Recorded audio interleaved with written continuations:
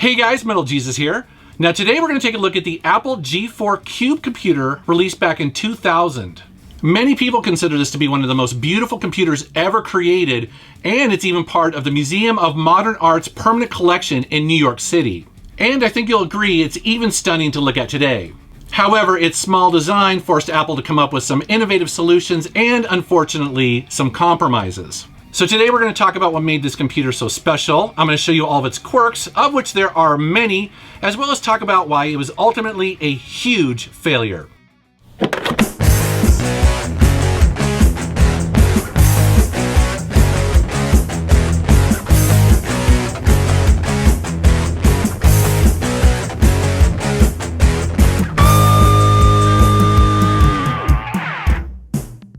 Here's the Apple Power Mac G4 Cube. Now this was originally sold for $1,800 back in the year 2000, and believe it or not, that did not include a monitor. Now we're gonna get to that in a bit, but just imagine that if you add a monitor to this, well, you're gonna increase the price quite a bit. Its most striking feature, of course, is the fact that it's a 7-inch by 7-inch by 7-inch cube suspended in plexiglass. Now, the idea being here is that it would look like it was floating above your desk. Ooh. This particular one is a dual 450 megahertz power PC, and the RAM has been upgraded to 384 megabytes. Some other specs of this computer are the ATI Rage 128 Pro video card. This machine also has a 30 gigabyte hard drive, a 5-speed DVD-ROM drive, and this machine came with Apple OS 9.2.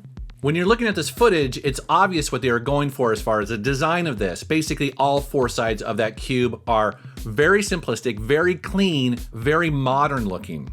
As a matter of fact, I mean, this was such a radical departure from those typical Dell computers that you would get at the time, it kind of blew people away. It's when you start looking at the top of the cube, you start to see exactly how they pulled all this off.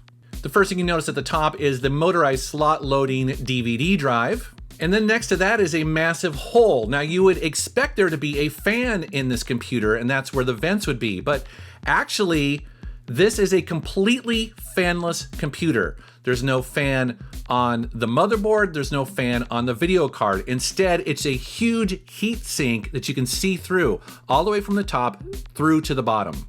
So in theory, this computer could be completely silent, unlike anything else on the market at the time. Now, in truth, you actually can still hear that old school IDE spinning hard drive, but in general, this is a very silent computer. Now, one of the tricks that Apple used to pull that off, well, they sort of cheated a bit because at the time, most tower PCs would have the power supply inside the case.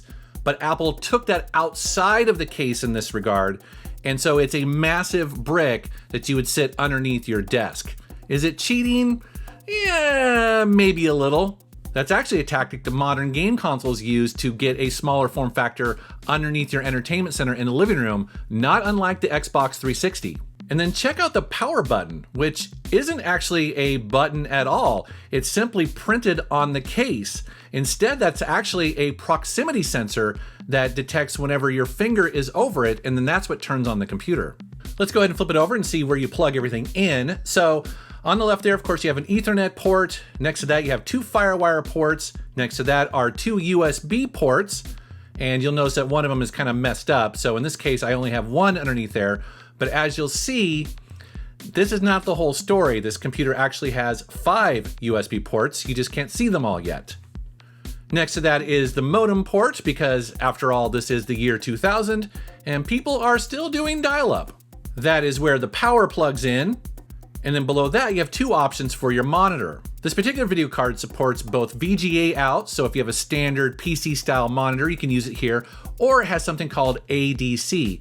Now that is Apple's proprietary display connector, and when I get to the monitor, I'm going to tell you why you would probably want to use that. And then check out these small buttons that are in the corner here that you could easily miss. That's your reset button and your programmer's button. And the reason why you have those is because the power button that's on the top of the unit, well, if the OS locks up or the hardware locks up, the only way to reset this would be to basically unplug it from the wall. And so they put these little buttons here that you can stick your finger in down below there if you get a lockup and quickly reset it. But here's one of my favorite features of this computer. Check it out.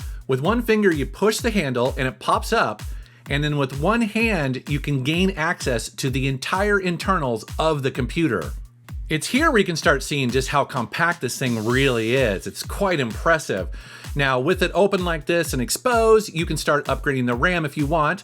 This uses PC 100 RAM, but you can go up to PC 133. By default, this computer could come with as low as 64 megabytes of RAM, but you can upgrade it to up to 1.5 gigabytes if you want.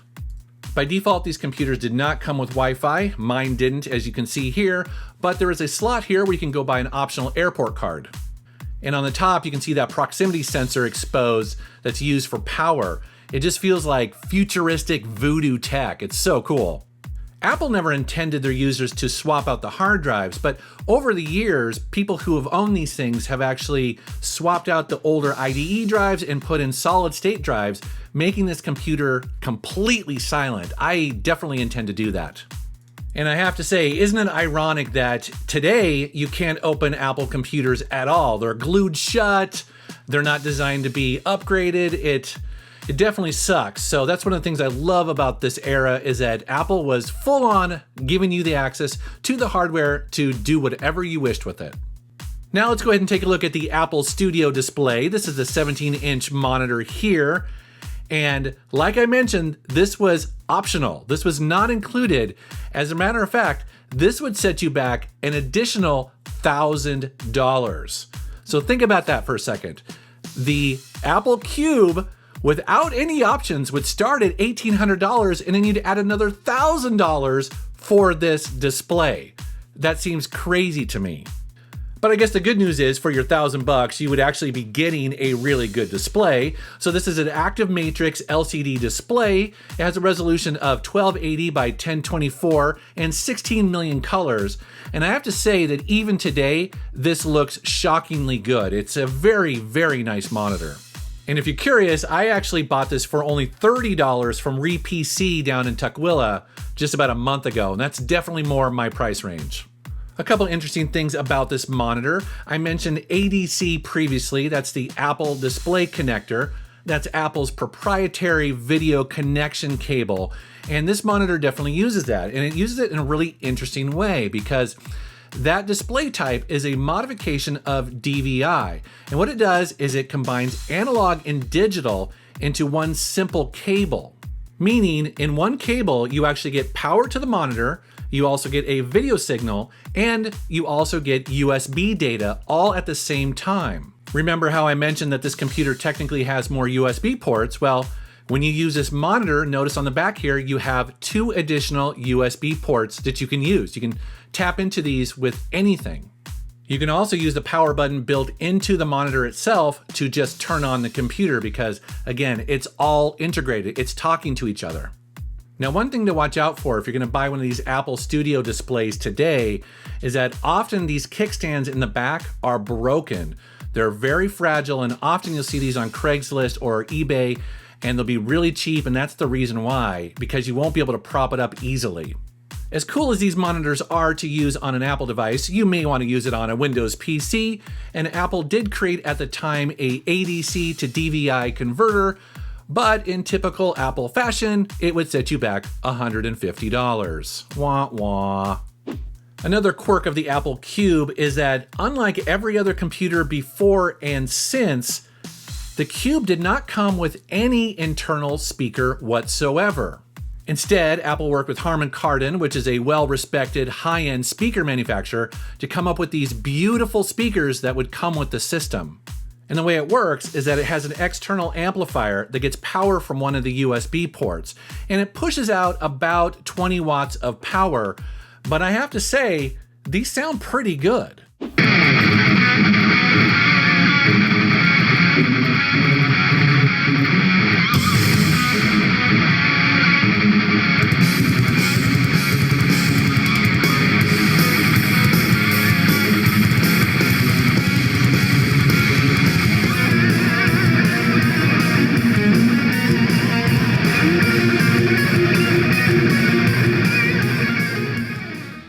And built into that amplifier is a headphone jack because, as I mentioned, there are no audio inputs or outputs at all on the computer itself.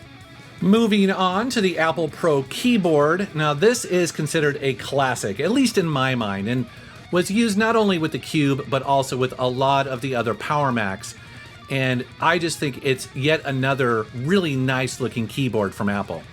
One thing I love about this is that it has a full 108 keys. That is definitely something you do not see anymore on most Apple computers. And I definitely like the cool semi-transparent keys that just looks so cool with the rest of this computer. Notice there are 2 USB ports on either side of the keyboard, so that's where I come up with 6 USB ports in total for this computer when everything's connected, or I guess in my case I only have 5 because one of them's damaged, but that should be plenty. Here is the Apple Pro mouse, and this is yet another example of Apple's beautiful design, and unfortunately sacrificing a little bit of functionality because this is technically buttonless, and some people love it, other people hate it. I fall somewhere in the middle because while using it, it feels great, but anytime you have to right click on something, you have to do a keyboard shortcut, which just feels really dumb to me. Also notice that the cord is very short, and that's because it's designed to plug into the keyboard, so there's no extra cord tangle hanging out there. And like I mentioned previously, this computer is currently running Apple OS 9.2, but the good news is you can upgrade it to a more modern OS, so I'm going to put 10.4 Tiger on here as soon as I upgrade the RAM. So why did it fail? Well, it was basically way too expensive for a mid-range Apple computer. I mean, for about the same amount of money, you could buy a higher-end Power Mac computer, and that would be way more customizable. And so the Apple G4 Cube was only on sale for about a year before it was pulled off the market. So that's a quick look at the Apple G4 Cube computer. Now what's cool about this is that passionate fans who love the form factor and the idea of this computer are keeping it alive.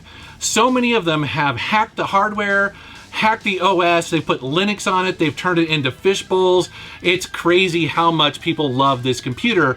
And part of the reason is that, you know, over the years, Apple has actually canceled a bunch of different projects, but they never officially canceled this. They actually just put it on indefinite hold, which means that a lot of fans are holding their breath that one day Apple will actually bring this back in some fashion.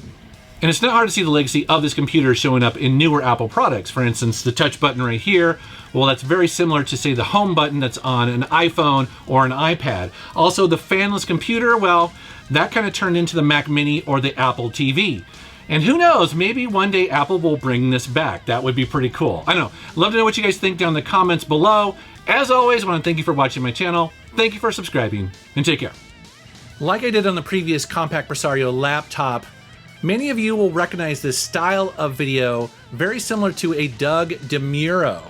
And Doug DeMuro is on YouTube. He reviews cars in a very similar way. And so I just want to give a huge shout out to him because I love that style of video. And I'm basically just taking his idea and applying it to computers. I hope it doesn't make him mad because I'm a huge fan of his channel. All right, guys, thanks for watching. Have a great day.